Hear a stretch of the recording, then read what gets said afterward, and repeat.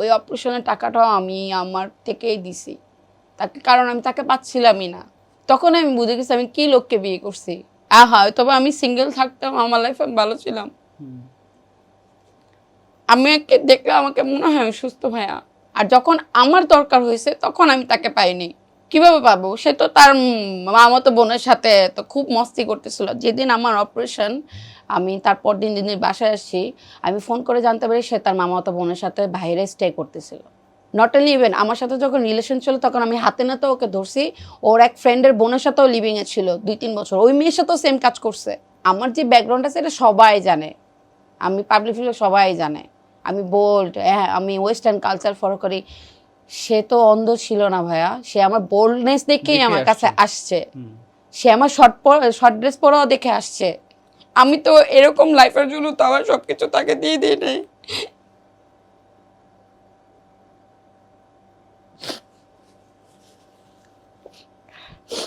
যে আমাদের মতন মেয়েটা, আপনি যে সানায়ের কথা হলো, সানায় এখন তার স্বামীকে নিয়ে সংসার করতেছে না, ওই লোকও তো তার সাথে মিউচুয়ালি ভাবে এখন আছে।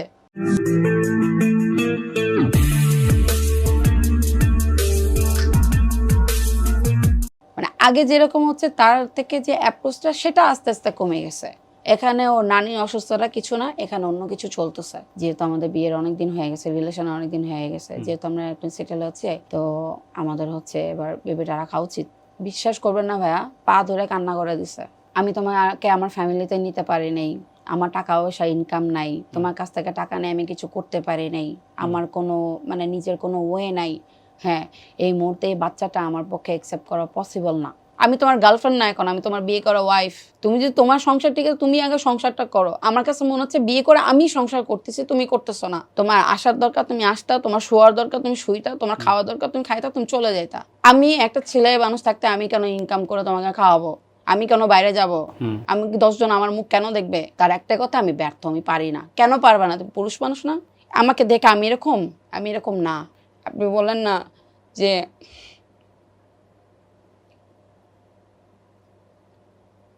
মানলাম আমি অনেক খারাপ, অনেক খারাপ।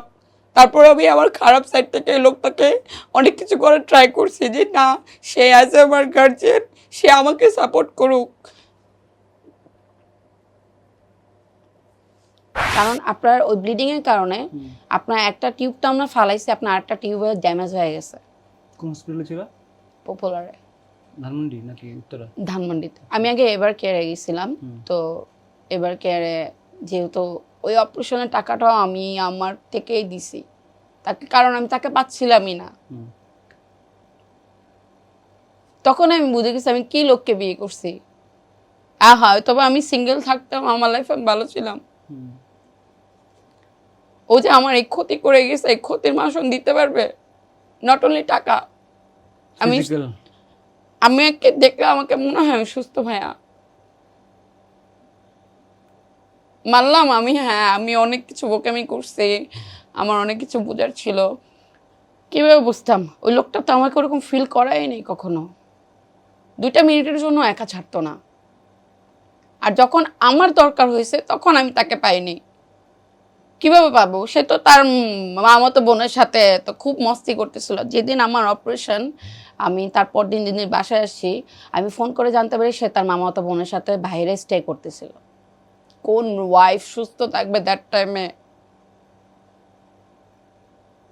যখন ওর ফ্যামিলির সাথে কথা বলতে, ফ্যামিলিতে মানে একই, যখন ফ্যামিলির সাথে ডিপলি কথা বলছি তখন দেখলাম না, মেন গোড়াই তো নষ্ট, তো ফল কেন নষ্ট হবে না?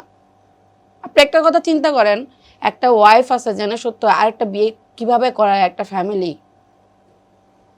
ছেলেকে নাই করায় ফেলছে, ওর সোশ্যাল মিডিয়া ডিলেট, ওর হোয়াটসঅ্যাপ ডিলেট, ওর নাম্বার ডিলেট। ওর যদি ওর সাইড থেকে যদি লয়াল থাকতে, এগুলো কেন বন্ধ করছে ও? আপনি বললেন না আমার নামে অনেক কিছু বলছে।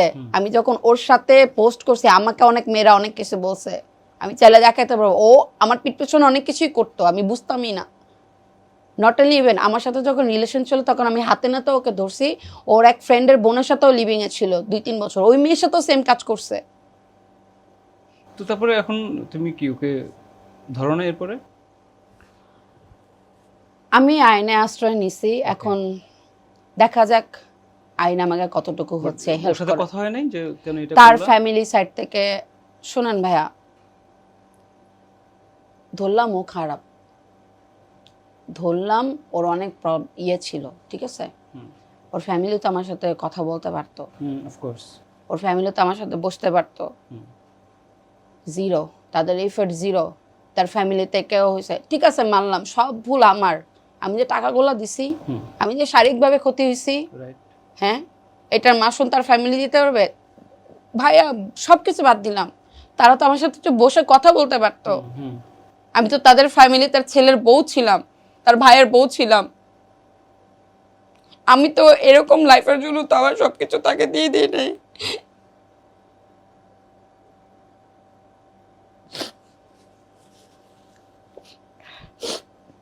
তাহলে তো আমি আমার মিডিয়া লাইফে, আমার সোশ্যাল লাইফে আমি ভালো ছিলাম ভালো ভাইয়া। ছিলাম। তাহলে তাহলে হলো কি যে আমাদের মতন মেয়েটা, আপনি যে সানায়ের কথা হলো, সানায় এখন তার স্বামীকে নিয়ে সংসার করতেছে না, ওই লোকও তো তার সাথে মিউচুয়ালি ভাবে এখন আছে।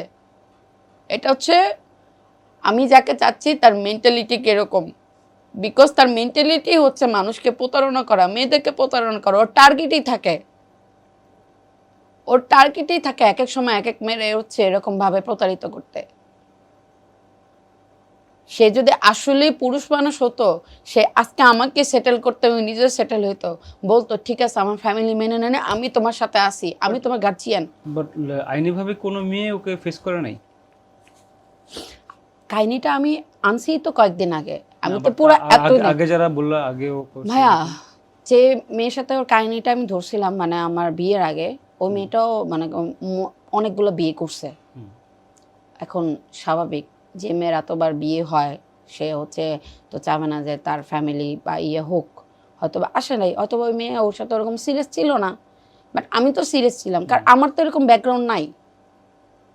আমার যে ব্যাকগ্রাউন্ড আছে এটা সবাই জানে, আমি পাবলিক ফিগার, সবাই জানে আমি বোল্ড, হ্যাঁ আমি ওয়েস্টার্ন কালচার ফলো করি। সে তো অন্ধ ছিল না ভাইয়া, সে আমার বোল্ডনেস দেখেই দেখে আমার কাছে আসছে, হুম সে আমার শর্ট ড্রেস পরাও দেখে আসছে, সে আমার হট ছবি দেখেই আমার কাছে আসছে, সে আমার লাইফস্টাইল দেখেই আমার কাছে আসছে। ইভেন আমার লাইফস্টাইল আমি আগে তাকে তাকে শো করছি, এভরিথিং, আমার ফ্রেন্ড সার্কেল থেকে শুরু করে আমার লাইফস্টাইল আমি আগে সব তাকে সব জায়গায় আমার সাথে নিয়ে যেতাম। সে তো সব কিছু একসেপ্ট করেই আমার সাথে ছিল।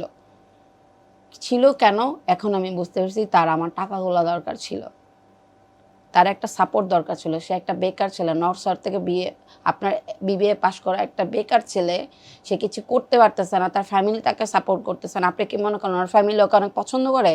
ওর বাবা ওরা দুই চক্ষুও দেখতে পারতো না, এখন আমি বুঝছি ওর বাবা ওকে কেন দেখতে পারতো না। বাবা ছেলের মধ্যে সম্পর্ক ভালোই ছিল না, হাতাহাতি হয়ে যেত মাঝে মাঝে, আমি ফোন লাইনে থাকতাম। সে কেন হাইট হইছে? সে যদি এতই লয়ার থাকতো, সে আজকে আমার সাথে হচ্ছে ফেস টু ফেস কথা বলতো। হুম সে বলতো যাই হয়েছে না হয়েছে তোমার ক্ষতিপূরণ আমি তোমাকে দিয়েছি, আমাকে মাফ করে দাও, আমার ভুল হয়ে গেছে, আমি তোমার সাথে থাকতে পারবো না, আমার ফ্যামিলি মেনে নেয়, আমি এর জন্য এই জিনিস করছি, তুমি তোমার জিনিসগুলো তুমি নাও, তুমি সেটেল হয়ে যাও, আমি যা ক্ষতি করছি তুমি সেটেল হও। সে কই? তার ফ্যামিলি কই? এর জন্য আমি জিনিসগুলো এখন পাবলিকে নিয়ে এসেছি, যে আমাকে সে ভালো রাখতে দেয় না, আমি তাকে কেন ভালো থাকতে দিব? তার মতো মানুষ হচ্ছে পাবলিকের সামনে আসাটা ডিজার্ভ করে। হ্যাঁ, আমার নামে অনেক অনেক মানুষের কথা বলবে, আগে বলে নাই, বিয়ের আগে আমি শুনি নাই, আমার তো হাজার হাজার ফেক অ্যাকাউন্ট ভাইয়া। হুম আমি নাকি মানুষের কাছে টাকা চাই, হ্যান্ড চাই, দুই থেকে আমি এই মানুষের কাছে নিজের থেকে নক দেবো, ভাই আমাকে টাকা দেন, আমাকে টাকা দেন। আমি যে এত প্রবলেম এখনো ফেস করতে চাই, এখনো তো আমি কারো কাছে যে টাকা চাই না। আমি যতটুকু পারি আলহামদুলিল্লাহ, আমার সব সোশ্যাল মিডিয়া থেকে আমার ভালো অ্যামাউন্টের টাকা আসে ভাই, এটা আপনিও জানেন। এখন ফেসবুক বলেন, ইউটিউব বলেন, সবখানে থেকেই ভালো টাকা আসে, ওই সাইড থেকেও আবার ভালো টাকা আসতো। তারপর আমি হচ্ছে একটা আইটি কোম্পানিতে জব করতাম, আমার একটা ছোট বিজনেস আছে। আমি যে আমার বাবার সাইডে সব টাকা যে আমি তার পেছনে না, ছোট্ট একটা বিজনেস আমার আছে, আমি বিভিন্ন ইভেন্টে কাজ করি। আমার প্রোফাইল আমি এগুলো দেখানোর টাইমে আমি লোকটার সাথে সংসারে এত ব্যস্ত ছিলাম, মাঝখানে আমার আইডি হ্যাক করে বসেছিল, 1.5 বছর আমার আইডি আমার কাছে ছিল না, অথচ আইডি কে চালাতো আমি জানতাম না। এটা নিয়েও আমি লাইভ করছি, আপনার আমার পেজে যান, ওইটা নিয়েও লাইভ আছে। 2 দিন পর পর আমার আইডি হ্যাক করতো। কে করাইতো? কারা করাইতো? এখন তো এখন মনে হচ্ছে সবই ওই পিছনে, সবই ও ছিল রিজন। আমি জানি মানুষ আমাকে ভালো আমি মানুষের কাছে ভালো হইতে চাই না। উপরে একজন আছে, সে দেখছে আমি কি করছি, আমি আইনের দরজায় যাচ্ছি, এখন আইনে আমার শেষ ভরসা। কারণ তাকে কিভাবে টাকা দিছি, কি কারণে টাকা, সে কি করছে না করছে সব কিছুরই প্রমাণ আমার কাছে আছে। আমি এক পরিমাণ বিন্দু মিথ্যা কথা বলি না, দরকার নেই আমার মিথ্যা কথা বলার। মিথ্যা কথা বলে তো আমি তার কাছ থেকে তো হচ্ছে যে সে যে জিনিসটা করছে তার অপরাধের শাস্তি হওয়া উচিত। হুম আর এখন যে আপনার যে অবস্থা, হুম আমাদের বাংলাদেশ আইনি যে সিস্টেম, মানুষ মার্ডার করে ঘুরে, বাট আমি তারপরেও হচ্ছে আমি শেষ চেষ্টা করে যাব, দেখি না কোথায় কি হয়। কারণ সে তার বিয়ে করাটা হয়তো বা আমি একসেপ্ট করে নিতাম, কিন্তু সে যে আমার সাথে প্রতারণা করছে, বাটপাড়িটা যে করছে, এটা কিভাবে আমি মেনে নিব? সে একটাবার আমার সাথে কথা বলছে, বসছে, যতই হোক তাকে তো আমি ভালোবাসতাম। সে যদি আমাকে বুঝায় বলতো যে দেখো তোমার সাথে আমার হয় না, আমি যা করছি অনেক বড় অপরাধ করছি, এটার ক্ষমাযোগ্য কিনা, তুমি আমাকে মাফ করতে পারো, আপনি কি মনে হয় তাকে আমি মাফ করতাম না? সে আমাকে অপারেশনের টাইমে সে আমাকে ফালায় দিয়ে চলে গেছে, সে তার কোন বিবেকের মানুষ সে?